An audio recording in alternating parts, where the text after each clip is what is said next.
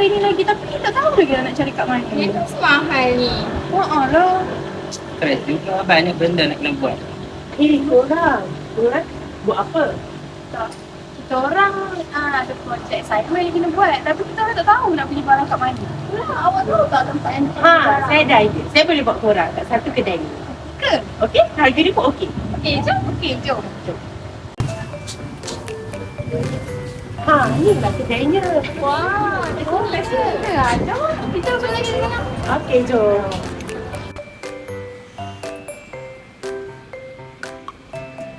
Wah, besarnya. Lah.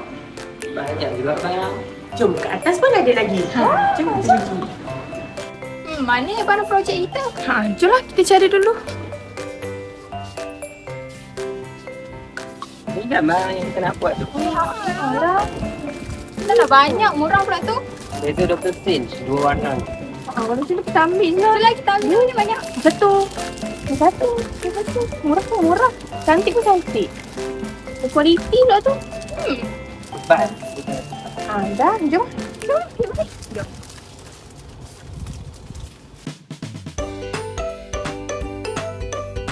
Untuk pengetahuan anda semua, kedai Mr. DIY hanya bermula dengan menjual barangan perkakasan rumah pada tahun 2005 di Jalan Tunku Abdul Rahman, Kuala Lumpur. Telah mula berkembang pada tahun 2010 sehingga kini. Apabila syarikat ini sendiri yang membuat keputusan untuk membuka lebih banyak cawangan di berbagai pusat membeli.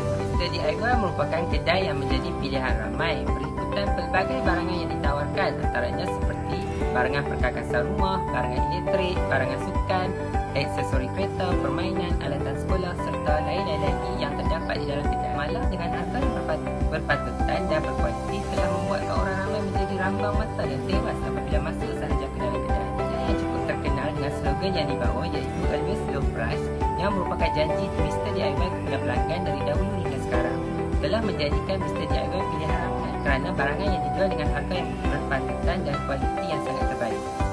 Kini Mr. DIY memberi jaminan bahawa harga barangan yang ditawarkan adalah yang terendah berbanding dengan kedai perkakasan rumah yang lain di Malaysia.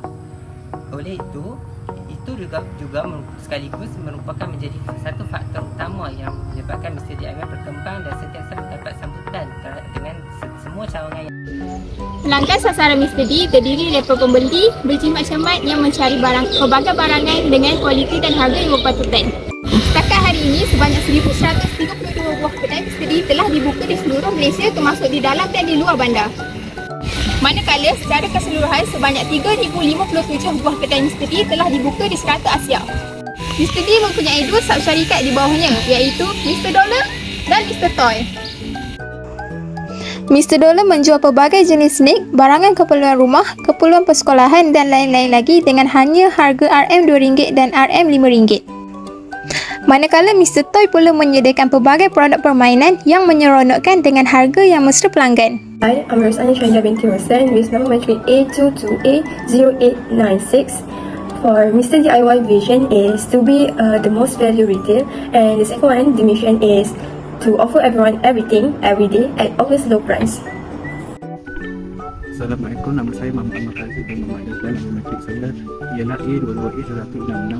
Saya akan membentangkan tentang isu semasa yang dihadapi syarikat Mr. DIY. Mr. DIY sekarang sedang menghadapi cabaran daripada faktor luaran iaitu inflasi, ekonomi dan persaingan dari industri yang sama. Ini membawa kepada bahagian pasaran perlahan dan kadar pertumbuhan hasil yang perlahan. Ini boleh menjadi pertanda bahawa fasa pertumbuhan syarikat ini berkemungkinan berakhir dan dijangka menghampiri fasa pemulihan dalam kitaran perniagaan. Assalamualaikum dan hai. Saya Nurin Dayana binti Muhammad Fairul Aswad dan nombor matrik saya ialah A22A0978. Sebagaimana yang diketahui umum, inflasi bermaksud satu kenaikan dalam tingkat harga umum barangan dan perkhidmatan dalam sesuatu ekonomi dari semasa ke semasa. Dengan peningkatan tingkat harga umum, setiap unit mata wang cuma dapat membeli barangan dan perkhidmatan dalam jumlah yang kurang daripada sebelumnya. Jadi, dalam konteks ini, untuk mengatasi inflasi ekonomi dan persaingan dari pesaing dalam industri yang sama, syarikat besar seperti Mr. DIY boleh mengambil beberapa langkah strategik. Antaranya ialah pemantauan kos dan kecekapan operasi.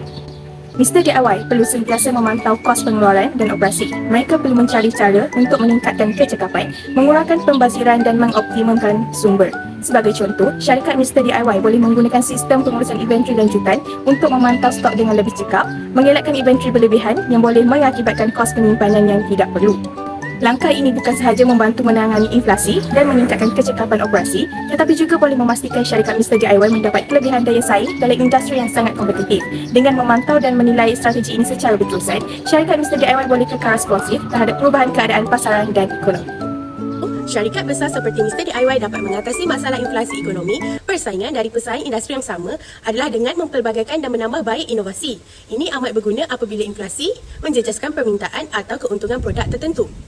Kepelbagaian pembekal dan sumber rantaian bekalan boleh membantu mengurangkan risiko kenaikan kos atau gangguan akibat inflasi dalam industri atau wilayah tertentu. Sebagai contoh, Mr. DIY mengambil lebih banyak pembekal dengan pelbagai reka bentuk yang canggih yang dapat memberikan produk yang berkualiti pada harga yang terbaik. Hal ini lebih memastikan inflasi dapat dikurangkan dalam syarikat besar seperti Mr. DIY yang dapat membina daya tahan dan meletakkan syarikat mereka bukan sahaja bertahan tetapi berkembang maju dalam menghadapi tekanan inflasi.